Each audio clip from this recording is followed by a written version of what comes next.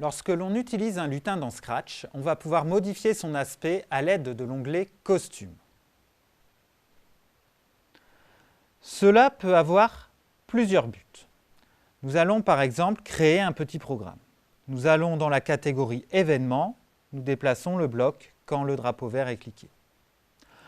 On va aller dans la catégorie « Contrôle », nous allons répéter les instructions 50 fois.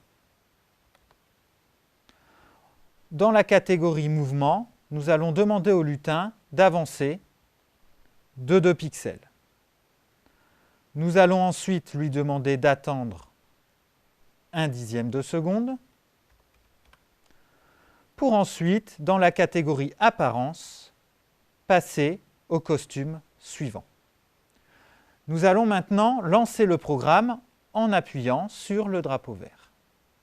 On peut ainsi donner une impression de mouvement en alternant les costumes. Mais on ne se limite pas à cela. On peut agrandir, rétrécir le costume. Je peux aussi le modifier à l'aide de différents outils. Je vais pouvoir dessiner directement sur mon lutin, tracer un rectangle, et je dispose ici d'une palette de couleurs qui me permet de modifier les couleurs des tracés. Le costume du lutin est alors modifié. Je relance une nouvelle fois mon script. Les 2 costumes s'alternent.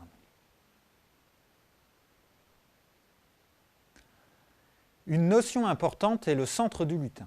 En effet, c'est à partir de celui-ci que sont définies plusieurs actions du lutin. Nous allons commencer par supprimer le chat et ajouter le crayon.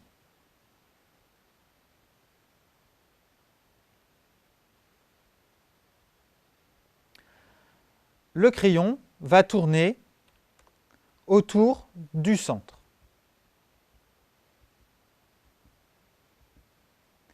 Mais aussi tracer à partir du centre.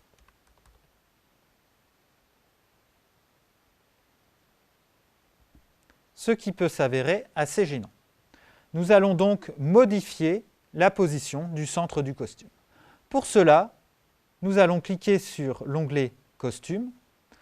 En haut à droite, un icône nous permet de définir le centre du costume. Nous allons donc déplacer ce centre sur la mine du stylo. Maintenant, la rotation s'effectue autour de la mine et l'écriture démarre bien à la pointe du stylo. Enfin, c'est ce centre qui détermine les coordonnées du lutin.